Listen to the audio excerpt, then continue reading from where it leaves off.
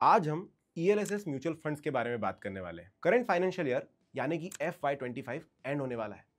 3 महीने भी नहीं बचे हैं और हमें पता है काफी लोगों को अभी याद आया होगा कि यार कुछ इन्वेस्टमेंट कर देते हैं to save tax this year. और अगर आप भी उन्हीं लोगों में से हैं तो welcome to our video on ELSS mutual fund. आज हम बात करेंगे कि आप अपने इन्वेस्टमेंट्स को कैसे पोटेंशियली ग्रो कर सकते हैं और साथ में टैक्स भी सेव कर सकते हैं। तो चलिए ELSS म्यूचुअल फंड्स की दुनिया में। पर उससे पहले मुझे ये बताइए कि आपने अपना टैक्स बचाने के लिए कुछ इन्वेस्टमेंट प्लान करी या नहीं, कमेंट में बताइए। सबसे पहले ये जानते हैं कि ELSS म्यूचुअल फंड्स क्या है। तो भाई ELSS stands for equity linked saving scheme.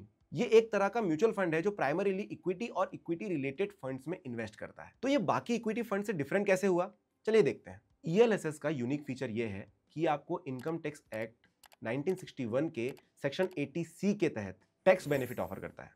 इसका मतलब ये हुआ कि अगर आप ELSS म्यूचुअल फंड्स में इन्वेस्ट करते हैं तो आपको टैक्स बेनिफिट मिलते हैं। और अगर आप ये सोच रहे हो कि आप 10 लाख रुपए इसी में इन्वेस्ट कर देते हैं तो आपका टैक्स जीरो होगा, नहीं, ऐसा नहीं होता है।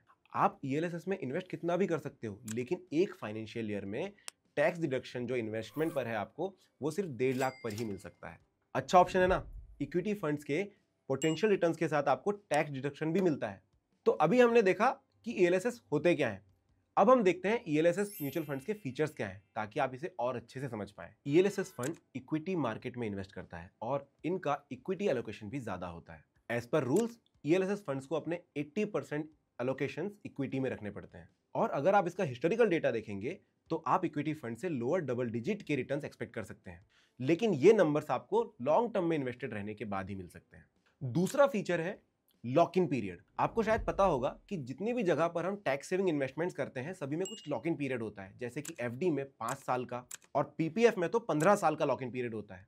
वैसे ही अगर आप ELSS म्यूचुअल फंड्स में इन्वेस्ट करते हैं तो वो 3 साल के लिए लॉक होता है। अच्छी बात यह है कि बाकी इन्वेस्टमेंट ऑप्शंस के मुकाबले ये आपको सबसे कम लॉक इन पीरियड देता है, लेकिन लॉक इन पीरियड बुरे नहीं होते।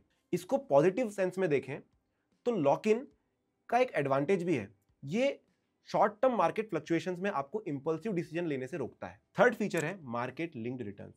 ये फीचर जो है सभी इक्विटी म्यूचुअल फंड्स के लिए एप्लीकेबल होता है, लेकिन हाईलाइट करना जरूरी है ELSS funds returns market linked होते हैं। सो अगर आपका इक्विटी मार्केट अच्छा परफॉर्म नहीं कर रहा है तो उसका इंपैक्ट आपके फंड्स पर भी दिखेगा, आपके रिटर्न्स पर भी दिखेगा। लेकिन लॉन्ग टर्म यानी कि 5 से 10 सालों के अंदर ये आपको बाकी टैक्स सेविंग ऑप्शंस के मुकाबले ज्यादा अच्छे रिटर्न्स दे सकते हैं। चौथा फीचर है tax on returns. Lock in period के बाद अगर आप अपनी इन्वेस्टमेंट को निकालना चाहते हैं तो आपको long term capital gain tax देना होगा, जिसको LTCG कहते हैं। अब LTCG का रूल आपको पता ही होगा, 1,25,000 तक के गेन पर आपको कोई टैक्स नहीं देना होता है, लेकिन उसके ऊपर के गेन्स पर आपको 12.5% का टैक्स देना होता है।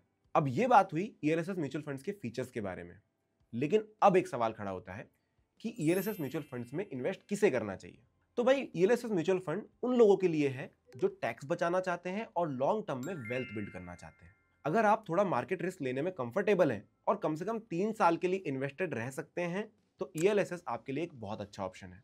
ये उन लोगों के लिए है जो मार्केट वोलेटिलिटी को मैनेज कर सकते हैं और इक्विटीज के पोटेंशियल का फायदा उठा सकते हैं। लेकिन अभी भी एक सवाल आता है कि ELSS म्यूचुअल फंड्स में इन्वेस्ट कैसे कर सकते हैं। तो चलो स्टेप बाय स्टेप आपको बताता हूं। पहला स्टेप www.bajajamc.com पर जाइए और स्कीम्स पर क्लिक कीजिए। Step 2, Bajaj Finserv ELSS tax saver funds option choose कीजिए। अगर आप मैक्सिमम 1.5 लाख रुपए तक इन्वेस्ट करने का सोच रहे हैं तो आपके पास 2 ऑप्शन है।